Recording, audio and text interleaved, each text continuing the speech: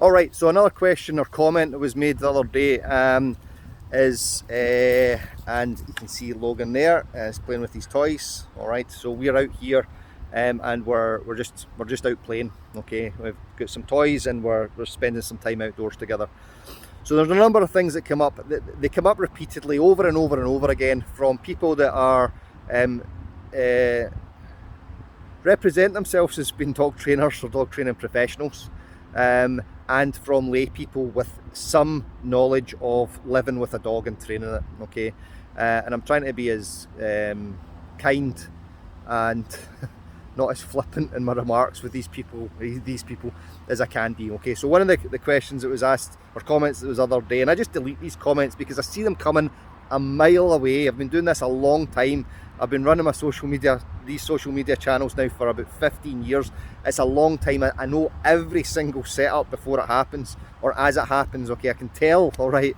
So that's why I don't engage with them anymore. I just don't. I've got more to do with my time than argue with strangers on Facebook and Instagram.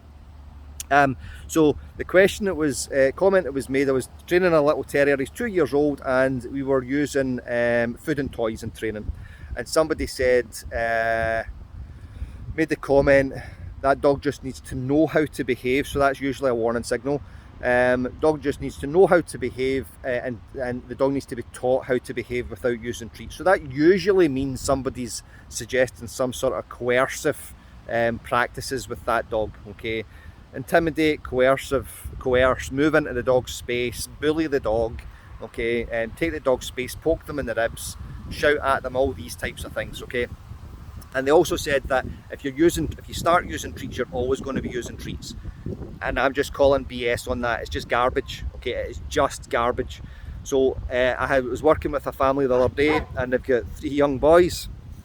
And I said to Mum, how often do you need to remind your 6-year-old to brush his teeth and wash his hands? And she's like, every day. And I said, yeah, absolutely every day. I said, are you going to be doing that when he's 18 years old?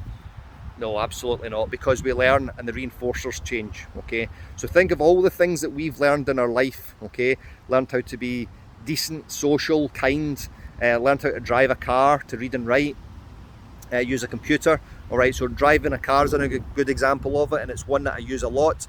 When you're learning how to drive a car, there's an instructor sitting next to you, and he is giving you feedback. So he's giving you instruction on how to change your body mechanics to get the car moving. Okay, clutch control, brake control, accelerator control, steering, and all of these at the same time, changing gears. Okay, and he gives you instruction, and then you get feedback both from the car and from him or her that they're doing it, that you're doing it well. Okay, so for those of you that drive a manual car, learning how to that clutch control, bringing the clutch up. Okay, and they'll say, feel that, yep, that's it there. Okay, so that's the feedback, that's the reinforcement, yep, that's it there, feel that, that's what we're looking for. Okay, so you're getting that feedback from that person, you're getting that reinforcement from your instructor to let you know that you're doing the right thing. And then as you get better at it, you don't need that reinforcement anymore. Okay, you don't need that reinforcement from your instructor sitting next to you, because you've learned how to do it, and the car gives you the feedback and the movement of the car and the onward journey. Okay, think of saying your please and thank yous. Okay, so just as an example, all right, you're reminded over and over again when you're a child, remember your please and thank yous, and then when you say please and thank you, your parents or your aunt, your uncle, your gran, whoever is with you, good boy, good girl, well done, that's polite. Okay, so you then learn that those are our social customs in our world, and then you use them because that's the right thing to do, right? And you don't need that feedback, that extrinsic feedback from somebody else telling you that you've done the right thing. Okay, the right thing. Okay, you get what I mean by that. So if we're using food and training, it's not something we're going to have to be using all the time forever. Okay, but we do need to continue to reinforce that behaviour. So I'm going to ask, why is he remaining next to me, okay, when he's got all of this space to move around?